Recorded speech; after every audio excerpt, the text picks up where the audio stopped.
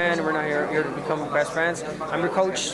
You say as I tell you, and that's what I was looking for, because sometimes you connect those two, friendship and coach, and you might do 3 rounds today. You look tired. No, he's really strict, and I like that. And I think what he likes about me is that I go there as a student, and whatever he tells me, he goes.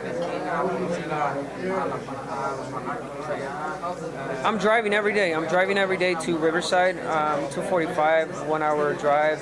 But the last 5 weeks, I'm gonna stay there, concentrating in camp, which his gym is a house. So I'm gonna be staying at the house, just to avoid the traffic and the driving, all those headaches. But other than that, we've been training really well. Obviously, with the fight being canceled prior to this one, we have some type of training and conditioning. So there are a lot of fight fans and fight critics are under the impression that Cuellar has a lot of power, that he's heavy-handed. Yeah. You're with your new trainer, Robert Garcia. What does he think? Because he trained him one time. He tells me the same thing. He's got power. Why are we gonna fool ourselves? We're gonna lie. No. And mentally, lie to ourselves. That's one thing that a lot of fighters, make. That's wrong. You shouldn't, because mentally you should be ready for that. And mentally, I'm ready and know that he's got the power and he's a tough fighter. So how do I avoid that? Just being smart, not getting caught. Right. Is that the only thing he has in his arsenal? No, I think he's got pressure. He's a pressure fighter. Despite you boxing him, he might just pressure you to tiredness, or you have to fight him, and we're ready for that as well. Despite me being knocked out once in my career, I think I hold a really good chin. His player definitely has it, but I can hold my own. And you've been in the sweet science for so long. How much more can you learn from a new trainer like Robert? You learn every day, man. Yeah. You could go. I could quit right now and just dedicate myself as a trainer. And as a trainer, I'll see like, oh wow, there's these things that I could have done. You just learn. Obviously, it doesn't mean that I can do them all, because once I'm an athlete, and when you're an athlete, you could you could pick up certain things. But there's so much you can learn. Yes, but I think I come to the time of my career where it's time to get someone as serious as Coach Robert, and not so much work on the physical part as we used to. I was so used to working on the physical part that I lost sight of the boxing training, And you can see it in my last 3-4 fights. I've only fought one type of style, it's brawler, leaving it all to my conditioning and to my power. Now it's time to use my IQ. You noted earlier that Robert might know a few things about Cuellar that even Cuellar himself doesn't know. Are you banking it on that? And if so, have you guys already talked about the Of course. It's a tough fight where I have to, use everything as my advantage. If there's one thing, if he says, he winks a lot, 1 round, make sure you expose him and throw him in. It's boxing. It's my life up there in the ring, and I just, as much as I can, take it in and use it as my advantage.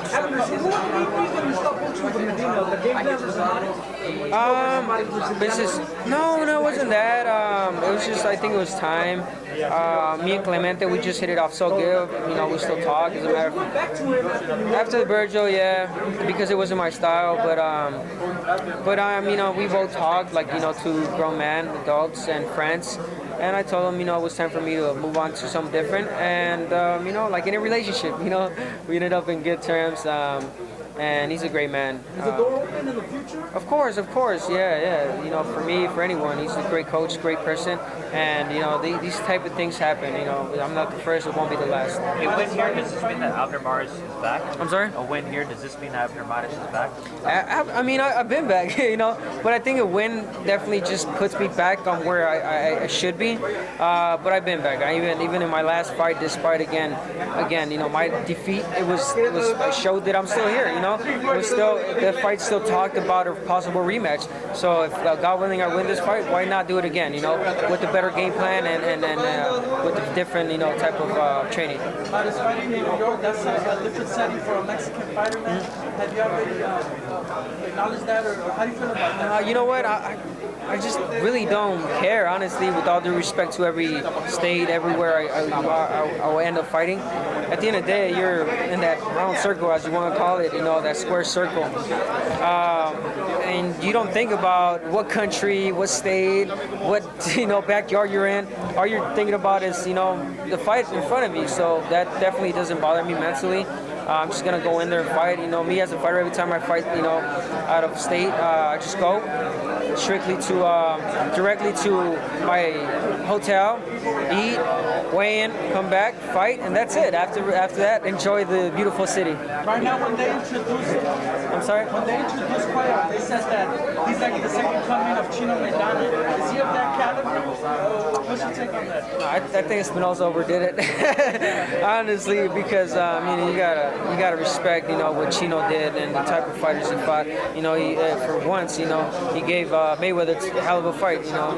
Cuellar definitely resembles kind of the style, but definitely not at that level, I think. What do you plan on showing the fans in New York?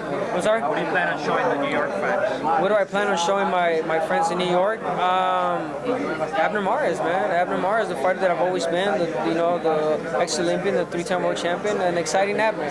An Abner Mares that obviously they've seen on TV, but now live. Dime, como un ex-campeón mexicano que obvio tomas peleas duras, ¿crees que lo que estás haciendo invitar a soltar a alargar, invitar a no tener su insulto a los campeones mexicanos o simplemente es negocio? Yo pienso que es negocio, hermano. Al fin del día sabemos que los peleadores no tenemos miedo a nadie. Esto es estrategia de su promotora. Ellos lo han llevado muy bien y lo van a llevar bien y esa pelea se va a dar.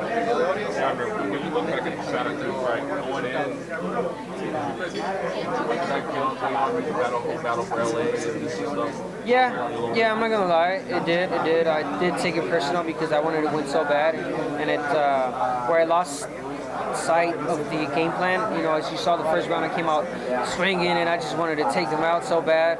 And then getting back to my corner, winning first couple of rounds, and then getting back to my corner, and my corner telling me, no, you got to box. And then me trying to box, a taller, more distance type of fighter, and then before you know it, I'm losing rounds.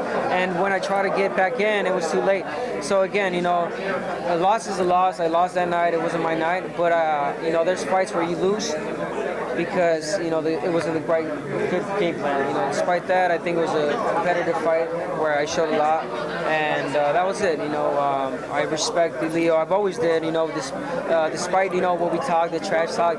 It's all publicity. You got to do it out there, and I respect the guy. And if we were to do it again, I'm gonna say the same thing. He's ready to fight me. After when big fights will happen, do you think fans should have a better understanding of the business?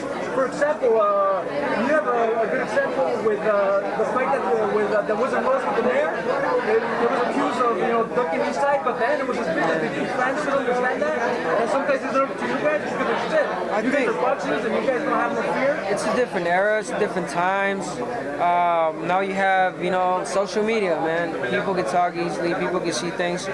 You go back to these old school great fighters, you go back to their resumes, you look at certain fights, and this time you would be talking trash to them because of the fights they fought. But obviously there wasn't social media, there wasn't people that could open up and say, speak.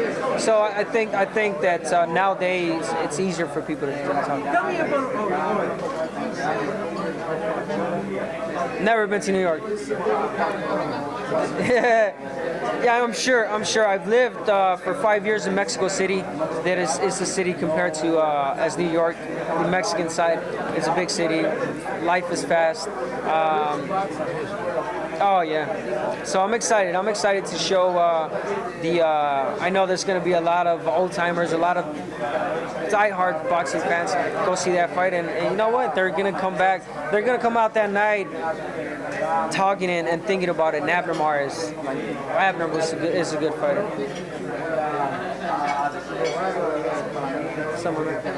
Taking off?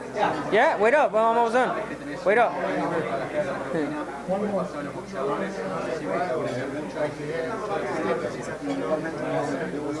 Yeah. There's not that. they just want to see a real fight, and I think that's what we're going to show them, June 25th against a tough fighter.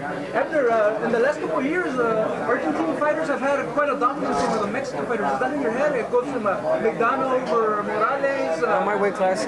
So, not my weight class. I don't go on the internet and search, let me see the history, who's going more, who's going less. Bro, I'm just fighting one guy, one Argentinian, despite where he's from. I'm just fighting the, the flesh bone guy. That's it. I mean, you have a highly decorated resume. What would it mean to become a world champion once again?